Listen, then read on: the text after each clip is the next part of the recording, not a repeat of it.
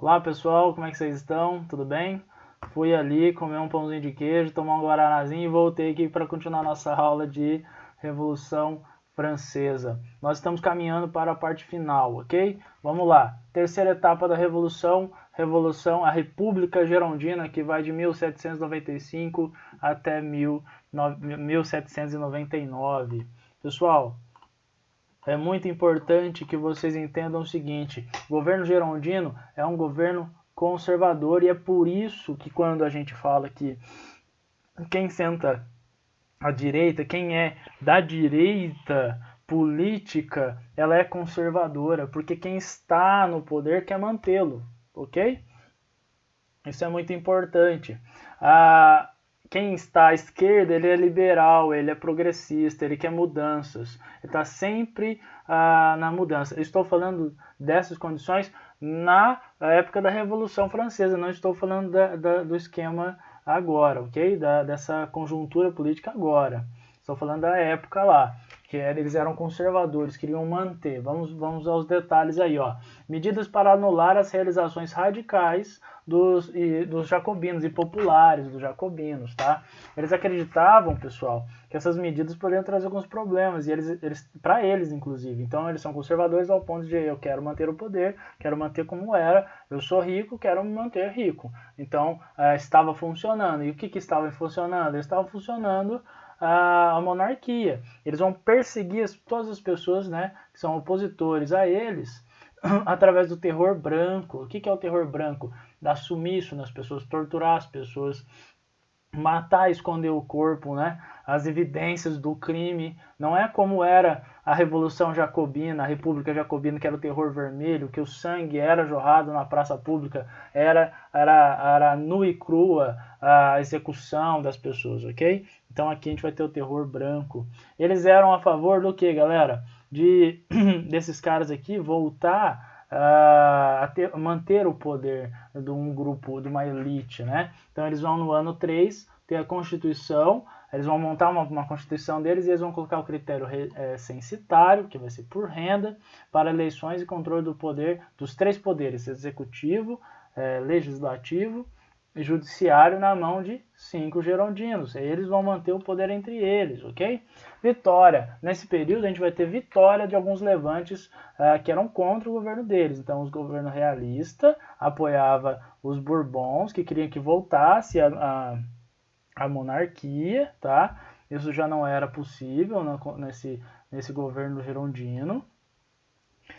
E as revoltas populares, eles vão mais destaque aí para a nossa conjunta dos iguais, tá? Eles vão vencer essas duas batalhas. Destaque aqui, quem vai vencer essa batalha realista aqui, o levante realista, é Napoleão Bonaparte. Alto índice de corrupção e o povo vai ficar bravo pra caramba por causa disso. Então a gente tem um novo governo, esse novo governo e ele é corrupto, ele é problemático, ele é o que nós estamos vivendo muito hoje, né? Um governo, sucessões de governo, né? Que aparecem escândalos de corrupção. Aqui é um problema maior, porque a gente vai ter uma mídia muito mais controlada nesse período, né? O povo tinha medo, né, de se expor, porque poderia morrer, sumir do nada, né? Outra coisa, pessoal, nesse período vai ter o surgimento de uma figura carismática que é o Napoleão Bonaparte. Ele vai vencer as batalhas, travadas pela França, porque a França está passando por esse turbilhão político, mas está lutando, mantendo suas fronteiras em outros territórios e Napoleão vai estar vencendo, tá? Então, veja só, eu quero que vocês entendam o seguinte: o seu país está um caos politicamente, economicamente, e tem uma figura francesa, apesar de ser considerado por muitos na época, antes dele ser general e essas coisas, um francês menor, porque ele é da Córcega, uma ilha que era dominada pela França, que tem sua principal língua italiana, tá? Ele nasceu lá. Nós temos então essa França politicamente conturbada, economicamente bagunçada, pessoas passando fome, e temos Napoleão vencendo. Eu quero que vocês entendam o seguinte, faça a seguinte analogia. Na década de 90, o Brasil passava por uma das maiores crises econômicas, né, que teve. Teve o governo do Itamar Franco, onde vai colocar o ministro da Economia como Fernando Henrique Cardoso. Eles vão criar o real, vai ajustar, só que ainda assim o Brasil vai ser um país extremamente desigual. Então tinha muita gente passando fome, dificuldade, e aí o que acontece? Nós vamos ter o Senna, né, um grande piloto nosso aí, um herói brasileiro, né, que trazia o que? Felicidade a um povo, né? O país todo passando por um caos e Senna vencendo. Nós vamos ter a Copa de 94, onde o futebol vai mostrar e dar prazer para as pessoas, aliviar toda essa tensão econômica. Então é a mesma coisa, Napoleão está vencendo e então as pessoas olham para Napoleão no jornal, escutam falar dele e falam assim, esse cara é maravilhoso, é o ideal. Então ele começa a ganhar clamor, ok? Pessoal, era napoleônica. Napoleão vai nascer em 1769 e vai morrer em 1821, tá? Ele vai ser importante aqui. Como que esse cara ele chega ao poder? Ele vai chegar ao poder através de um golpe conhecido como 18 Brumário, tá? Ele, assim como os girondinos, vão chegar ao poder através de um golpe. Eles vão instituir um golpe, mas a gente vai falar um pouco mais sobre isso depois. Olha lá. Patente de general aos 24 anos, ele era extremamente inteligente, como eu disse para vocês, nasceu na Córcega, uma ilha ao lado da Itália, então ele vai falar francês e italiano como línguas mães, tá? Ele vai ser desprezado um pouco por isso, porque os franceses são muito culturalmente arrogantes nesse ponto, né? Não estou dizendo, obviamente, agora, estou dizendo naquela época que eles tinham um nacionalismo muito exaltado. Então, apesar de achar que eles ainda têm isso, eles condenavam as pessoas que eram de fora, via que a língua do cara era diferente, eles achavam as pessoas um pouco menores do que eles, tá? Ele vai ter, com 24 anos, a patente de general, extremamente estudioso, inteligentíssimo. Vitória sobre o Levante realista em 1795, tá? Ele vai vencer esse Levante, então ele vai cair mais na graça da galera ainda. Ele vai vencer em 1797 a campanha da Itália, no norte da Itália, e ele vai ganhar territórios na Áustria, o Paz de Comporfórmio, a retomada de territórios. Então esse cara é muito importante. O que ele fez? Ele começou a vencer muito, ele falou assim, vou fazer um negócio muito legal. A Inglaterra, galera, nesse momento é a grande produtora de matéria maquinofaturado. A Revolução Industrial Inglesa, né? Tá bombando. Então o que vai acontecer? Ele vai falar assim, vou frear o avanço da Inglaterra. Como que eu faço isso? Existe no Egito, o canal de Suez, que é onde a Inglaterra passa por lá para ir para a Índia, para ir para a China. Então o que eles vão fazer? Bloquear a rota comercial da Inglaterra com o Oriente. Vejam só, vai bloquear esse território aqui. Então ele vai em 1798, 1799 para a campanha do Egito. E lá no Egito, inclusive, ele é super fã de história, Napoleão, ele vai meio que inaugurar uma área do conhecimento, o arqueologista. O Napoleão vai incentivar pesquisadores, historiadores da época a estudar mais, procurar objetos importantes. E Napoleão vai saquear o Egito, vai roubar muita coisa, vai pegar muita coisa de lá, inclusive vai levar para a França, vai levar um obelisco gigantesco. Então veja só, a França passando dificuldades, Napoleão, além de vencendo, está trazendo riquezas para a França. O Museu do Louvre, que inclusive foi a casa de Napoleão, no período que ele foi imperador, vai estar cheio de coisas arqueológicas, né, do passado do Egito. Inclusive tem até uma questão diplomática aí sobre o Egito ter pedido de volta para a França essas relíquias históricas, né?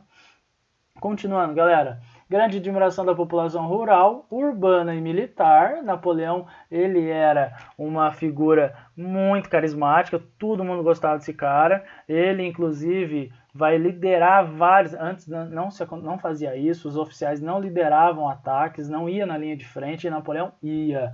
Então, teve até um momento no norte da Itália que o seu exército, ele era general de um exército, que não era nem tão bom assim, estava fugindo dos seus inimigos, e Napoleão pegou o cavalo e cavalgou em direção oposta ao que os seus soldados estavam indo, e a galera falou, meu Deus, onde é que esse cara está indo? E viraram e foram junto com ele, se entusiasmaram com aquela cena deles, nele naquele cavalão, né, marchando, cavalgando em cima do exército inimigo. A galera falou assim, putz, se o general tá, né, de frente com os caras, eu vou também. E eles foram e ganharam, conseguiram vencer, então foi demais, né? Então existe a possibilidade de uma unificação em volta de Napoleão de toda a França. A França jacobina e gerondina podia se fundir nessa figura napoleônica. E aí o 18 primário acontece a formação de um consulado. O que é um cônsul? É um presidente.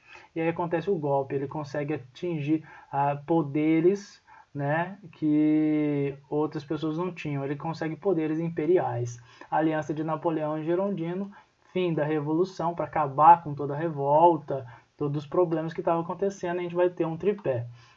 O tripé de apoio de Napoleão é perfeito do ponto de vista político, maquiavélico, do ponto de vista Maquiavel. O Maquiavel vai dizer muito isso.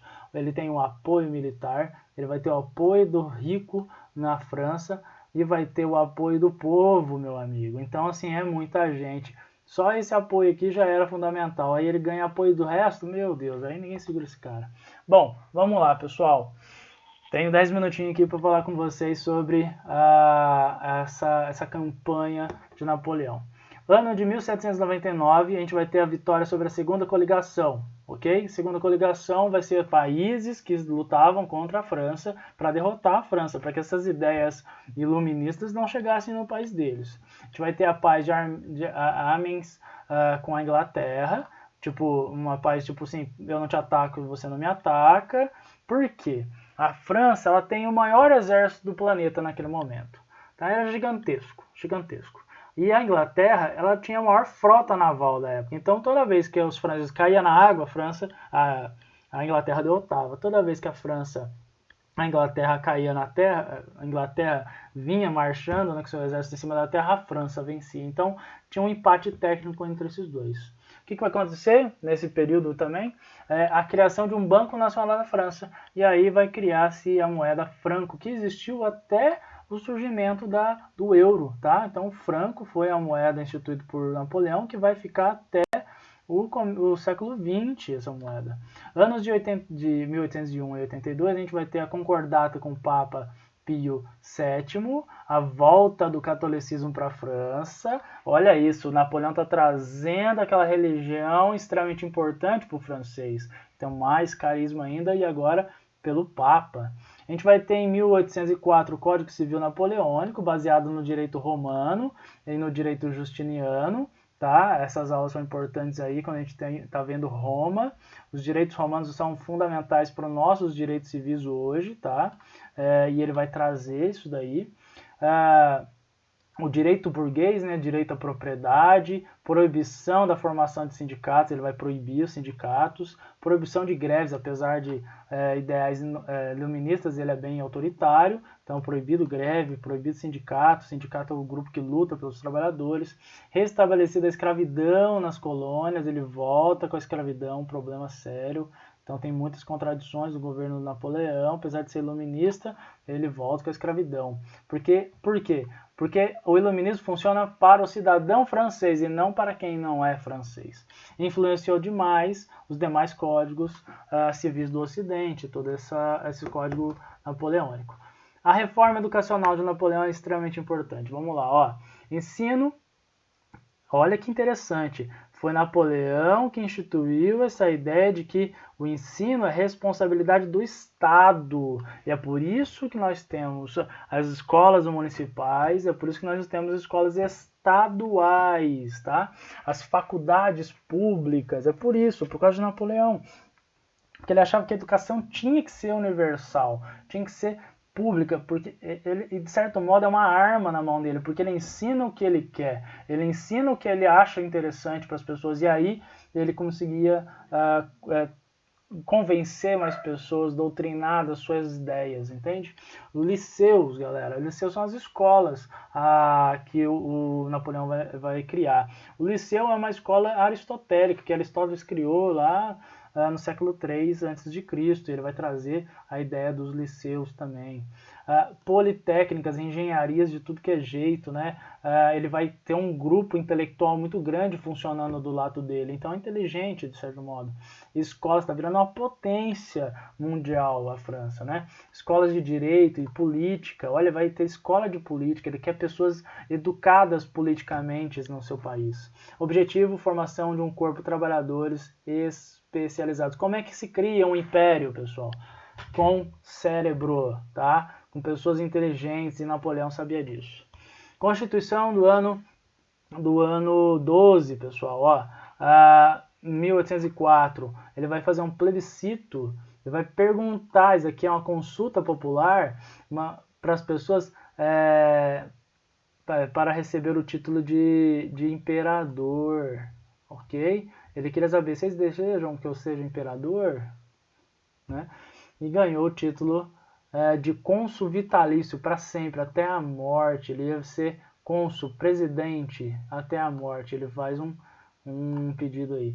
Então, ele vai ser coroado imperador em 2 de dezembro de 1804, e ele vai, nesse ato simbólico de coroar, se tornar o imperador da França, rei da França e imperador da França.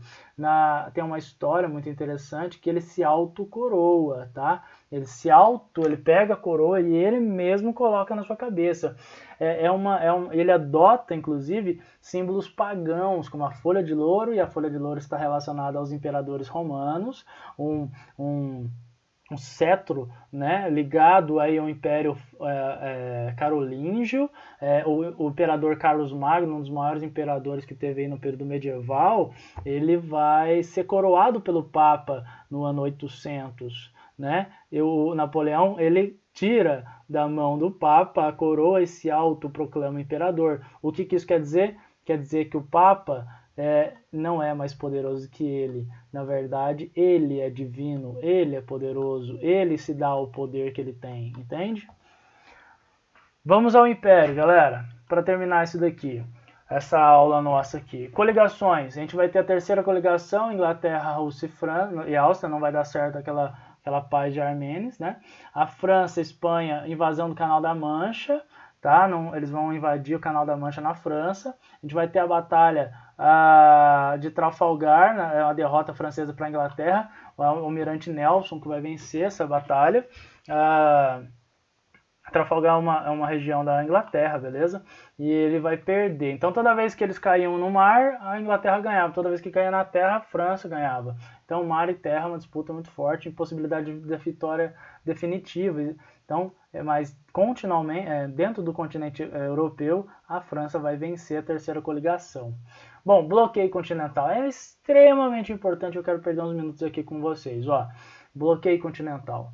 Objetivo: todos os países do continente europeu não podem mais comercializar com a Inglaterra. Se comercializar, a gente avança e domina o país. Então, objetivo: neutralizar o poderio econômico inglês. Se os países europeus não estão comprando mais da Inglaterra, eles quebram a economia dos caras. Então, privar o acesso inglês ao mercado europeu. A gente vai ter o Decreto de Berlim em 1808, em 1806, ameaça invadir os países que não cumprissem o bloqueio. Porque o rei Dom João, o regente Dom João VI, foge para o Brasil? Por causa do bloqueio continental.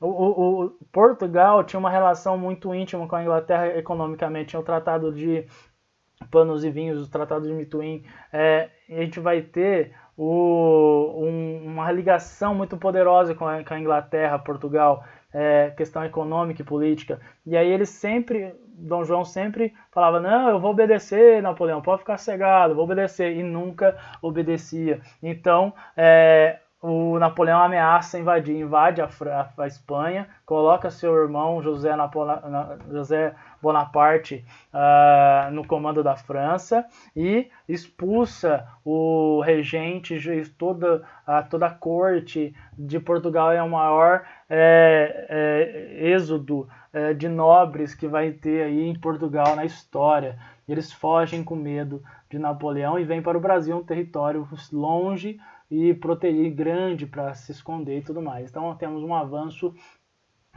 sobre alguns países, francês sobre alguns países, um avanço liberal, trazendo o iluminismo. O iluminismo vai expandir, né, as ideias liberais vão expandir sobre a Europa. Expansão napoleônica sobre a Europa causa as seguintes consequências: expansão dos ideais liberais, iluministas, ruptura dos antigos regimes, que vai caindo um rei atrás do outro, e desenvolvimento das lutas nacionais nos países invadidos. A Grécia, a Áustria vão tentar se libertar desse governo absolutista. Aqui, pessoal, a gente vai ter aqui, ó, 1792, esses listradinhos aqui, ó, a França em 1792, tá?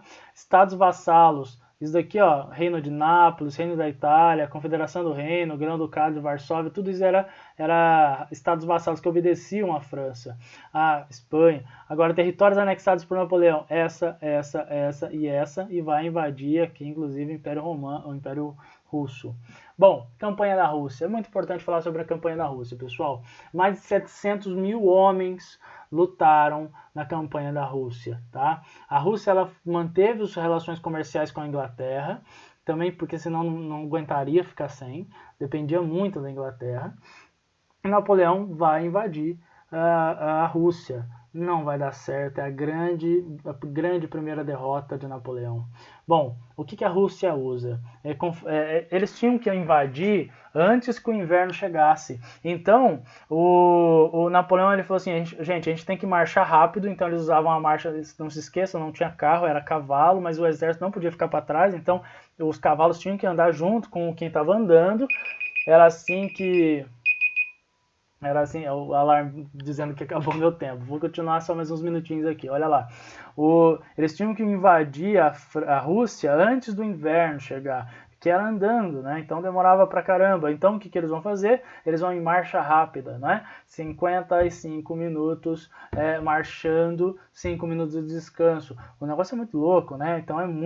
Então estava explorando demais o físico desses soldados franceses. O que acontece? A Rússia usa uma tática chamada tática de terra arrasada.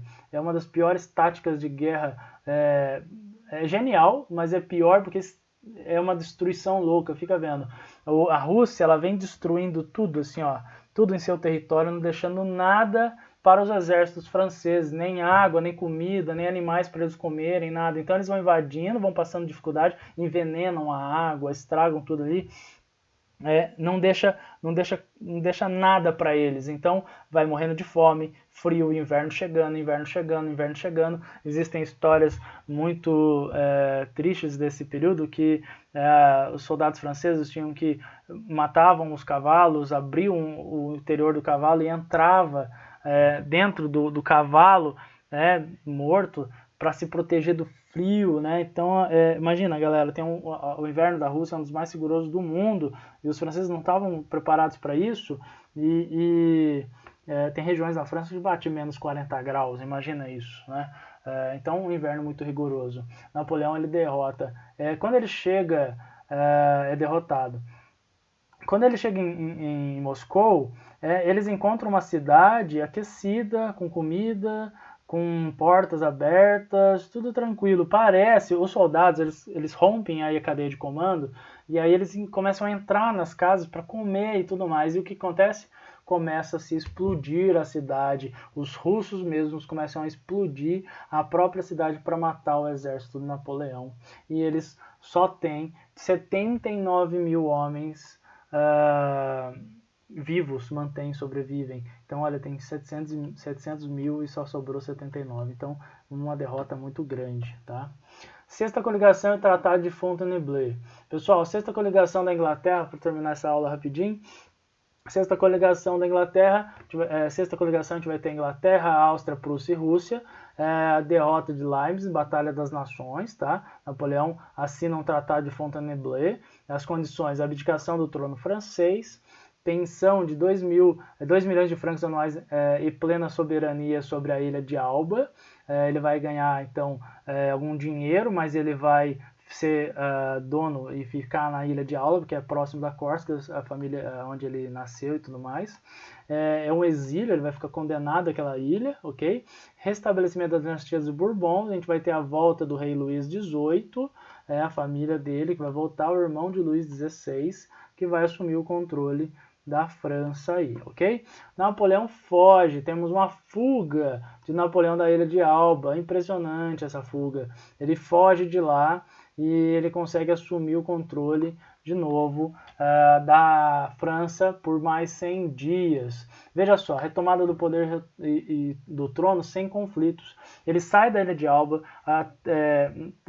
assume, chega na França e ele vai caminhando até Paris para tomar o poder, e o povo vai se unindo junto com ele até chegar nas portas de Paris. E aí a gente vai ter o episódio do Marechal Ney, que o Marechal Ney ele é um cara que vai ser obrigado a deter Napoleão, só que ele não detém Napoleão, ele se junta a Napoleão e o seu exército e assume de novo. Então temos uma reorganização das coligações contra Napoleão nesse governo de 100 dias. E a sétima coligação é a batalha, ele vai vencer, ele vai perder a batalha de Waterloo, onde ele vai ser derrotado, ok? Derrota de Napoleão, fracasso da tentativa de exílio nos Estados Unidos, porque Napoleão fala o seguinte: olha que espertinho, gente, perdi, beleza, eu queria um exílio nos Estados Unidos.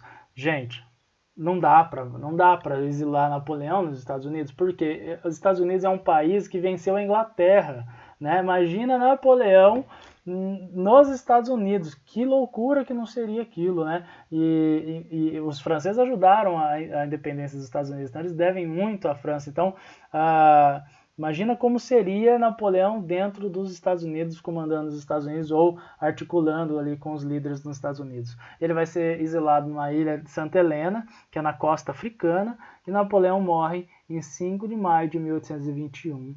E aí nós temos o fim e o período imperial da era napoleônica, ok? Pessoal, muito obrigado.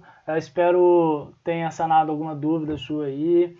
Estudem bastante sobre isso. Eu vou deixar alguns exercícios para vocês a respeito dessa aula de Revolução Francesa e a gente continua aí, ok? Pessoal, não se esqueça, essas mudanças grandes, liberais, que surgem na Europa, trazem mudanças muito grandes na sociedade, e aí a sociologia ela é necessária para se entender essas mudanças, e é por isso que a Revolução Francesa entra como uma das causas do surgimento da sociologia, ok? Um abraço, beijo grande, professor Ortega se despedindo de vocês aqui, beijo.